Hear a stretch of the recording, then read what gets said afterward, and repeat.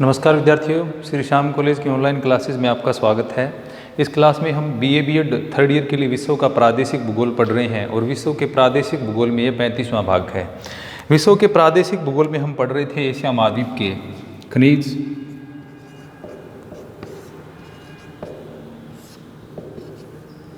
और खनिज में हम पढ़ रहे थे लौह अयस्क के बारे में।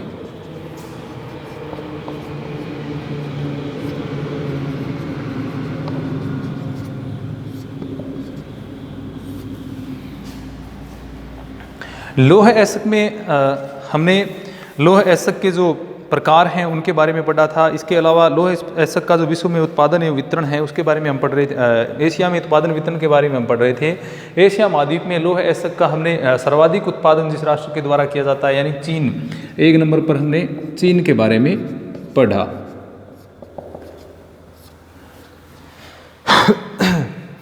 चीन विश्व का लगभग 22% तथा एशिया का लगभग 60% लौह अयस्क उत्पादित करता है और लौह अयस्क के उत्पादन में इसका पहला स्थान है। चीन के हमने लौह अयस्क उत्पादक क्षेत्रों में देखा था, जो चीन का दक्षिणी मंचूरिया क्षेत्र जो है वो लगभग चीन का 50% जो लौह अयस्क का उत्पादक करता है। इसमें जो मंचूरिया क्षेत्र है उसमें आनशान, चिंगलिंग और पेंकी जो क्षेत्र हैं उनका विशेष योगदान इसके उत्पादन में है। इसके अलावा हमने सांतुबंत्री, हैंगकाक, लुआनपिंग, हेनान, ये जो क्षेत्र हैं ये चीन के अन्य जो लोहा अयस्क उत्पादक क्षेत्र हैं उसमें अपना महत्वपूर्ण स्थान रखते हैं। इसके अलावा हम अगला जो दूसरा महत्वपूर्ण लोहा अयस्क उत्पादक देश है उसके बारे में पढ़ेंगे एशिया का, वह है भारत। तो भारत में अगर हम एशिया महाद्वीप के कुल उत्पादन की बात करें इसमें करेंगे और कौन कौन से क्षेत्र भारत में लौह अयस्क का उत्पादन करते हैं उनके बारे में देखेंगे। अगर भंडार की दृष्टि से देखें तो विश्व के जो बृहत्तम लौह अयस्क के भंडार हैं वो भारत में स्थित हैं। विश्व के बृहत्तम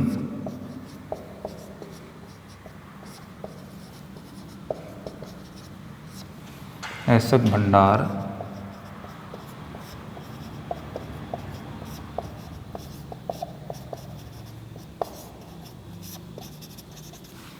यानी अगर हम संचित भंडार की बात करें तो भारत का विश्व में प्रथम स्थान कह सकते हैं संचित भंडार की दृष्टि से लौह अयस्क की। और भारत में लौह अयस्क के भंडारों की अगर हम बात करें तो भारत में यहाँ पर जो उच्च या मध्यम कोटि के जो लौह अयस्क के भंडार सम्मिलित हैं, यानी लोहे के अयस्क के जो हैं उनमें ज़्यादातर हम देखें तो जैसे हेमेटाइट है, तो हेमेटाइट के भारत में प्रचुर भंडार पाए जाते हैं। तो यहाँ पर हम भारत में उच्च एवं मध्यम प्रकार का अयस्क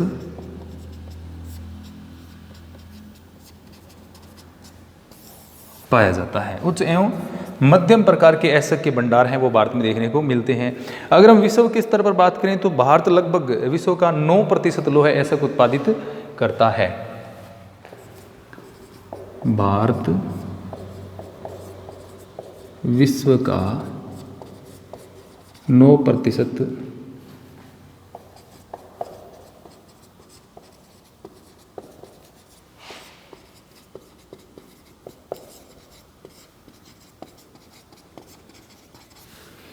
तो 9% विश्व का 9% है ये जो भारत में लौह अयस्क उत्पादित किया जाता है, वो विश्व का लगभग 9% है। अगर एशिया के स्तर पर बात करें तो एशिया पर यह भारत है वो लगभग एशिया का हम कह सकते हैं 20 से 22% लौह अयस्क का उत्पादन जो है वो भारत में किया जाता है। एशिया का लगभग 22%।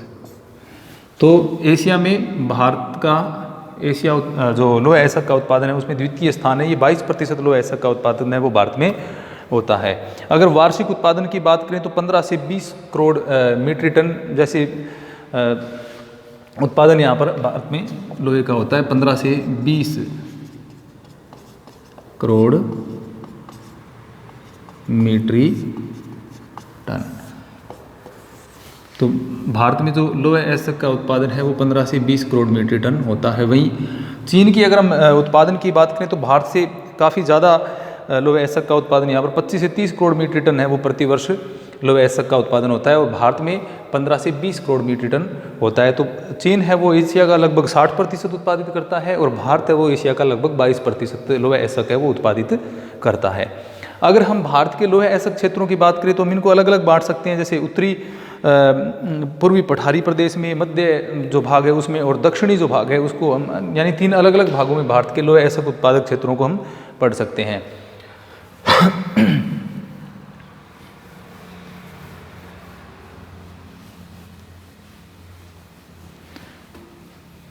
भारत के उत्पादक क्षेत्र देखें तो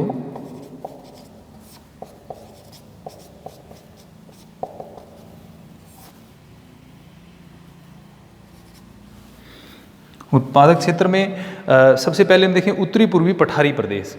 तो उत्तरी पूर्वी पठारी प्रदेश में, यानी जो जैसा कि हम जानते हैं खनिज और विशेषकर धात्विक खनिज हैं वो पठारी प्रदेश में सर्वाधिक पाए जाते हैं, और भारत का जो दक्षिणी प्रायद्वीपीय पठार है और उसके जो उत्तरी पूर्वी हिस्से हैं उसमें सर्वाधिक खनिज हैं वो पाए जाते हैं। इन खनिजों में लोह अयस्क है, इसके अलावा मैग्नीज है, या हम जो अगर हम धातु खनिजों ऊर्जा खनिजों की बात करें तो कोयला वगैरह भी प्रायद्वीपीय पठार में सर्वाधिक उत्पादन इसका होता है। तो सबसे पहला जो क्षेत्र है भारत का वो है उत्तरी पूर्वी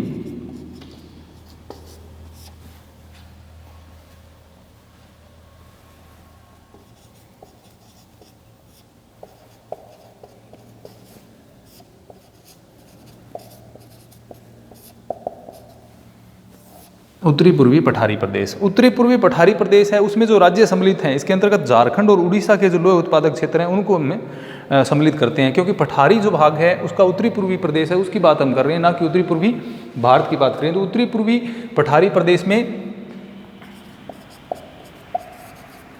झारखंड एवं उड़ीसा के क्षेत्र, तो झारखंड एवं उड़ीसा के जो क्षेत्र हैं उसको इसमें सम्मिलित किया जाता है। जैसा कि हम जानते हैं कि झारखंड और उड़ीसा हैं उनमें भारत का सर्वाधिक लोह अयस्क का उत्पादन किया जाता है। अगर हम इसकी अगर भारत की अगर हम बात करें तो भारत का लगभग 40% लोह अयस्क है वो झारखंड एवं उड़ीसा से ही प्राप्त हो जाता है। भारत का लगभग 40% लोह अयस्क वो कहाँ से, झारखंड एवं उड़ीसा से प्राप्त हो जाता है। अब यहाँ पर हम उत्पादन केंद्रों की बात करें तो भारत का सर्वाधिक महत्वपूर्ण लोह क्षेत्र ये हो गया, क्योंकि भारत का लगभग 40% यानी आधे के आसपास लोह अयस्क का उत्पादन है वो इन 2 राज्यों से प्राप्त होता है। तो ये भारत का सर्वाधिक महत्वपूर्ण लोह अयस्क उत्पादक क्षेत्र कहा जा सकता है। इसके अंतर्गत अगर हम झारखंड की बात करें तो इसमें सिंह भूमि जो क्षेत्र है, यानी सिंह भूमि की जो खानें हैं उनका महत्वपूर्ण स्थान आता है। यानी सबसे महत्वपूर्ण झारखंड में क्या है,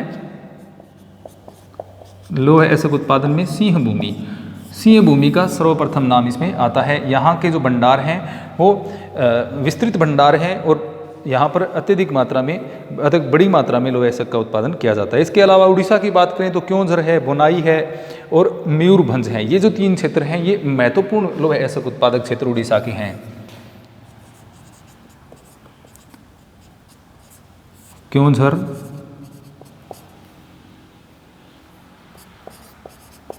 बोनाई और मयूरभंज, ये जो 3 क्षेत्र हैं ये उड़ीसा के सर्वाधिक महत्वपूर्ण लोह अयस्क उत्पादक क्षेत्र हैं। तो उत्तरी पूर्वी पठारी प्रदेश के हम बारे में कह सकते हैं कि ये भारत का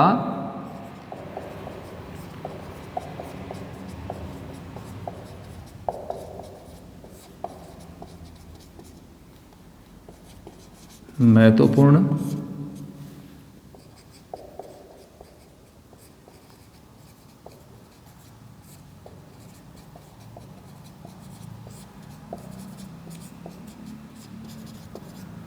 क्षेत्र है। तो ये भारत का सर्वाधिक महत्वपूर्ण लोह अयस्क उत्पादक क्षेत्र इसको हम कहेंगे। इसके अलावा इस जो उड़ीसा है उसमें जो उत्तम किस्म का लोहा है उसके पर्याप्त भंडार पाए जाते हैं, यानी हेमेटाइट किस्म का लोहा है उसके यहाँ पर अच्छे भंडार भारत में देखने को मिलते हैं। यानी भारत के जो कुल अनुमानित भंडार हैं उसकी अगर हम बात करें तो उसमें से लगभग 59% यानी कुल भंडारों में से 59% भारत में कौन सा लोहा पाया जाता है? भारत के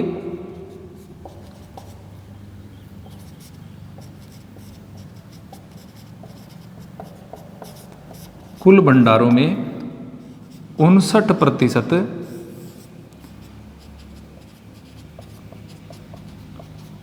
हेमेटाइट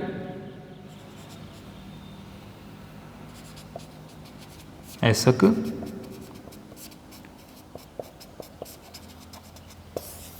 पाया जाता है। तो भारत के जो कुल भंडार हैं उसमें जो लोहा ऐसक पाया जाता है उसमें सर्वाधिक कौन सा पाया जाता है? हेमेटाइट। और हेमेटाइट को क्या है, ये उच्च से लेकर के मध्यम श्रेणी का हम इसको लोहा ऐसक कह सकते हैं। और यहाँ पर जो लोहा ऐसक का उपयोग या तो जो समीपवर्ती कारखाने हैं जैसे कोरबा है, जो निकटवर्ती जो यहाँ के जो लोहा ऐसक के कारखाने जो बने हुए हैं, जैसे हम टिस्को की बात करें, Tata iron and steel company है, उसका क्षेत्र जो है उससे, और इसके अलावा अन्य जो झारखंड या उड़ीसा के क्षेत्र में जो लोहा इस्पात के जितने भी हम जो लोहा ऐसक इस्पात का जितने भी उद्योग लगे हुए हैं उनमें इनको काम में लिया जाता है। इसके साथ में जो समीपवर्ती बंदरगाह हैं उन समीपवर्ती बंदरगाहों से ही इनको दूसरे देशों में क्या कर दिया जाता है, यहाँ से उपलब्ध लोहे ऐसक को निर्यात भी किया जाता है। यानी भारत के जो निकटवर्ती लोहा ऐसक के कारखाने हैं उसमें भी इसको काम में ले लिया जाता है, और उसके साथ में इसको क्या करते हैं, यानी जैसे टिस्को वगैरह के कारखाने हैं यानी Tata iron and steel company वाला जो है उसमें काम में लिया जाता है। साथ में जो अन्य बच जाता है या जो ज़्यादा उत्पादन किया जाता है उसको क्या कर दिया जाता है, निर्यात कर दिया जाता है बंदरगाहों के माध्यम से। अगर हम मध्य देशीय क्षेत्र की बात करें तो मध्य देशीय क्षेत्र में जो मध्य प्रदेश वाला क्षेत्र है उसमें जो खानें आती हैं वो, और इसके अलावा जो उसके आसपास के क्षेत्र की खानें हैं उनको सम्मिलित किया जाता है। तो ये पहला हो गया उत्तरी पूर्वी पठारी प्रदेश। नंबर 2 मध्य प्रदेशीय या मध्य देशीय क्षेत्र।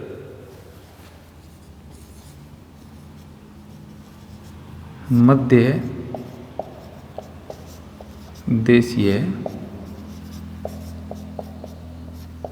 क्षेत्र यानी बीच का जो क्षेत्र है भारत का, मध्य भारत जो है उसकी हम बात कर रहे हैं। तो इसके अंतर्गत मध्य प्रदेश, छत्तीसगढ़ और महाराष्ट्र के जो लोहा ऐसक क्षेत्र हैं उनको सम्मिलित किया जाता है। पठारी प्रदेश का मध्य भाग में हम चले जाएं, मध्य भारत के भी मध्य भाग में आ जाता है, और पठारी भाग का जो उत्तरी पूर्वी भाग है उससे नीचे जस्ट। तो इसमें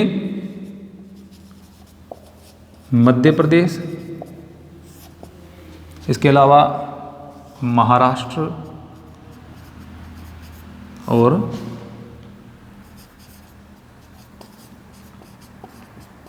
छत्तीसगढ़, ये जो राज्य हैं 3, इनके जो लोहा इस्पात के ऐसक के जो केंद्र हैं उनको मध्य देशीय क्षेत्र में सम्मिलित किया जाता है। यानी मध्य प्रदेश की हम बात करें तो जैसे जबलपुर है, माडला है, बालाघाट है, ये जो जिले हैं यहाँ पर मध्य प्रदेश में जबलपुर,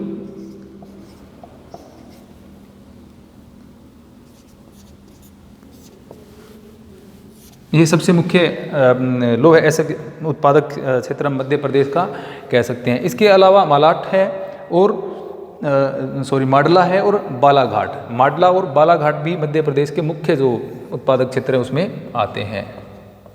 माडला, इसके अलावा तीसरा है बालाघाट। ये जो 3 क्षेत्र हैं ये मध्य प्रदेश के महत्वपूर्ण लोहा ऐसक उत्पादक क्षेत्र हम कह सकते हैं। छत्तीसगढ़ की बात करें तो छत्तीसगढ़ में बस्तर तथा दुर्ग, ये जो 2 क्षेत्र हैं ये महत्वपूर्ण लोहा ऐसक उत्पादक क्षेत्र हैं। एक तो आ जाएगा इसमें बस्तर और दूसरा दुर्ग। ये जो जनपद हैं, जो जिले हैं, वो छत्तीसगढ़ के महत्वपूर्ण लोहा ऐसक उत्पादक क्षेत्र हैं। हम इसमें केवल जो महत्वपूर्ण क्षेत्र हैं उनके बारे में ये देखेंगे, क्योंकि जो भारत का भूगोल है उसमें भारत के जो लोहा ऐसक उत्पादक क्षेत्र है उनका विस्तृत वर्णन किया गया है। अब इसके बाद महाराष्ट्र की अगर बात करें तो महाराष्ट्र में चांदा जो जिला है उसकी जो खानें हैं ये महत्वपूर्ण आती हैं। महाराष्ट्र में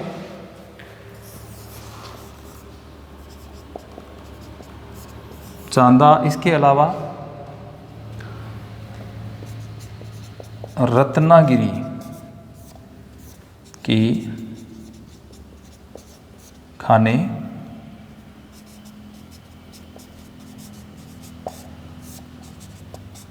महत्वपूर्ण है। तो इस प्रकार से जो मध्य देशीय क्षेत्र है उसमें मध्य प्रदेश, महाराष्ट्र और छत्तीसगढ़ को सम्मिलित किया गया है। और इसमें जो मध्य प्रदेश है उसमें बालाघाट, माडला और जबलपुर जो जिले हैं उनका महत्वपूर्ण स्थान आता है। और बस्तर, छत्तीसगढ़ में बस्तर एवं दुर्ग जो जिले हैं वहाँ पर लोहा एसक का उत्पादन है वो बड़ी मात्रा में किया जाता है। इसके अलावा महाराष्ट्र के चांदा है और रत्नागिरी जो क्षेत्र हैं उनमें भी जो लोहा एसक है उसका उत्पादन अच्छा खासा होता है। इसके अलावा अगर चांदा जनपद या चांदा जिले की जो खाने हैं उसमें लोहारा है, पीपल गांव है, देवला गांव है, ये जो हैं ये महत्वपूर्ण इसके चांदा की हैं, लोहारा, पीपल गांव और देवला गांव।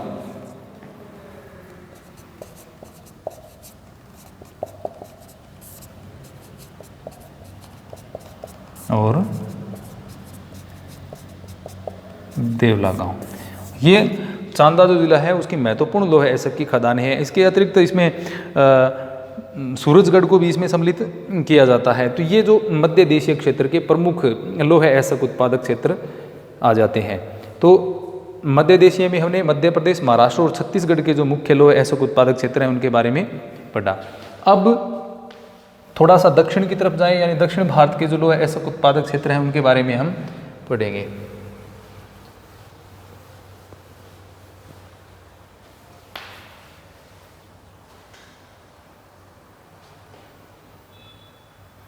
तो दक्षिणी पश्चिमी प्रायद्वीपीय क्षेत्र कह सकते हैं। यहाँ पर जो उड़ीसा के बाद अगर हम देखें तो दक्षिण में छत्तीसगढ़ के बाद अगर हम नीचे की तरफ जाएं तो पश्चिमी क्षेत्र की ओर है वो लोहा एसक का जमाव है वो ज़्यादा देखने को मिलता है। तो दक्षिणी पश्चिमी प्रायद्वीपीय क्षेत्र, दक्षिणी पश्चिमी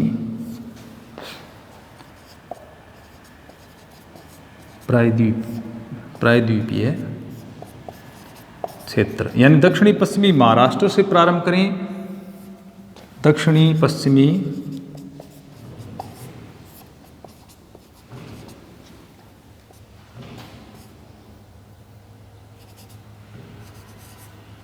महाराष्ट्र, आगे गोवा, इसके अलावा कर्नाटक।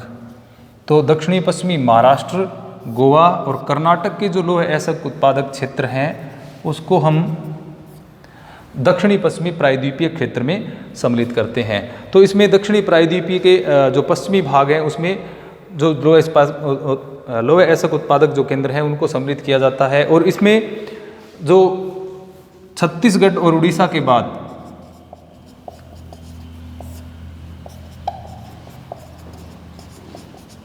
छत्तीसगढ़ एवं उड़ीसा के बाद में अगर दक्षिणी भारत में हम लोहा एसक के क्षेत्र का जमाव देखें तो वो पश्चिम क्षेत्रों में ज़्यादा पाया जाता है पूर्वी क्षेत्रों की तुलना में।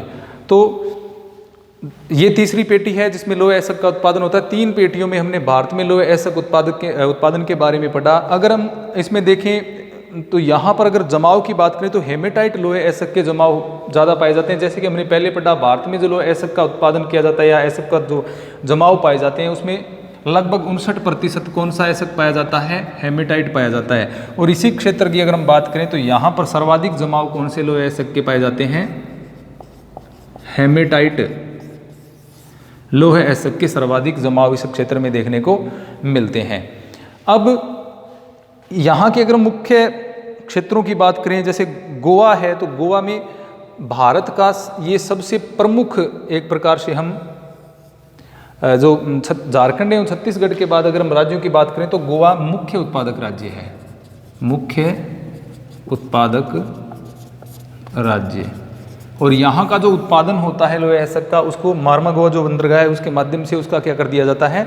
निर्यात कर दिया जाता है। इसके बाद कर्नाटक की बात करें तो चिकमंगलूर और बाबा बुदन की पहाड़ी हैं, केमानगुंडी क्षेत्र जो है उसमें प्रमुख आते हैं। कर्नाटक में चिकमंगलूर,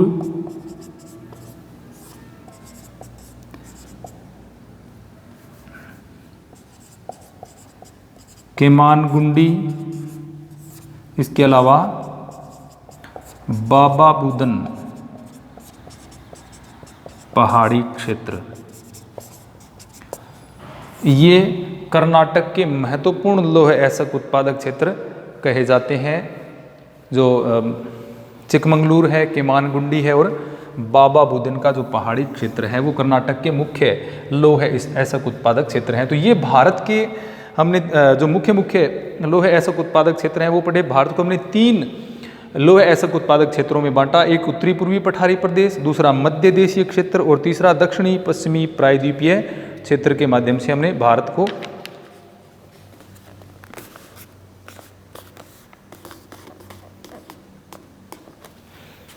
अब दक्षिणी भारत में जैसे कर्नाटक है, कर्नाटक भी एक महत्वपूर्ण लौह अयस्क उत्पादक क्षेत्र है। यहाँ पर भारत का लगभग 24% लौह अयस्क उत्पादन किया जाता है। अब दक्षिणी भारत के राज्यों की बात करें तो गोवा और कर्नाटक का महत्वपूर्ण स्थान इसमें आता है। अब देखते हैं अन्य जो देश हैं उनके बारे में। जैसे एशियाई रूस, सबसे पहला विश्व का सबसे बड़ा देश रूस, जो कि दोनों महाद्वीपों में फैला हुआ है, यूरोप में और एशिया में। हम इसमें केवल एशियाई रूस की बात करेंगे क्योंकि हम एशिया महाद्वीप के बारे में ही पढ़ रहे हैं। तो तीसरा जो उत्पादक आता है वह है एशियाई रूस।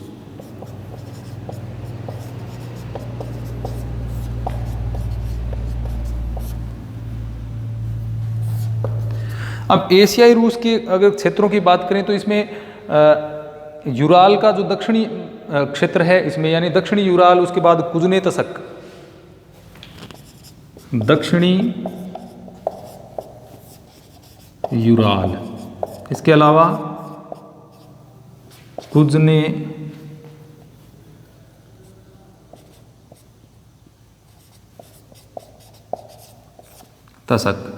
ये हैं एक तो दक्षिणी यूराल का जो प्रदेश है उसके अंदर, और इसके अलावा कुजनेतसक। इसके अलावा सुदूर पूर्व में अगर हम आमूर घाटी की तरफ चले जाएं, सुदूर पूर्व में यानी एकदम पूर्वी भाग जो रशिया का है उसमें, यानी आमूर घाटी, आमूर घाटी, जहाँ पर हमने आमूर नदी के बारे में, जब हम नदियों के बारे में पढ़ रहे थे एशिया महाद्वीप की, तो जैन मैंने आपको बताया था जो पूर्वी भाग है यानी साइबेरिया में पूर्व की तरफ हम रशिया में चले जाते हैं तो वहाँ पर आमूर नदी है, और आमूर नदी की जो घाटी है वहाँ पर भी क्या पाया जाता है, लौह अयस्क।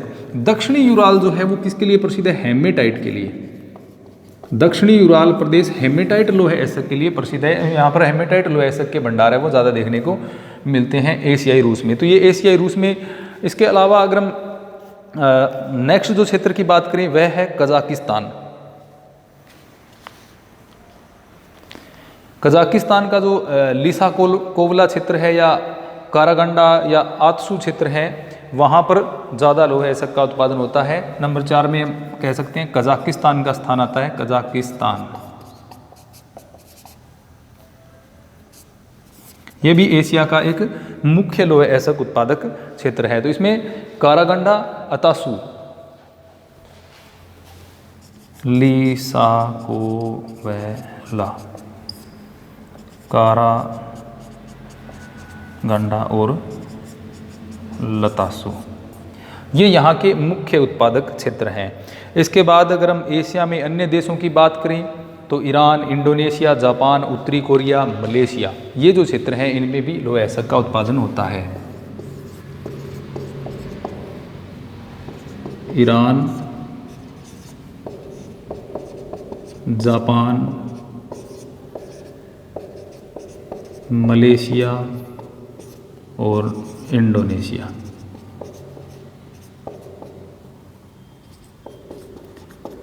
ये भी क्या है, लौह अयस्क के उत्पादक क्षेत्र हैं, लेकिन इनमें बहुत ज़्यादा बड़े पैमाने पर लौह अयस्क का उत्पादन नहीं होता। तो मुख्य उत्पादक क्षेत्रों की अगर हम बात करें तो 2 मुख्य उत्पादक क्षेत्र हैं, एक चीन है और दूसरा है भारत, उसके बाद रूस और कजाकिस्तान। ये मुख्य उत्पादक क्षेत्र हम कह सकते हैं। इसके अलावा ईरान, जापान, मलेशिया, इंडोनेशिया, ये जो क्षेत्र हैं इनमें कम मात्रा में लौह अयस्क का उत्पादन होता है।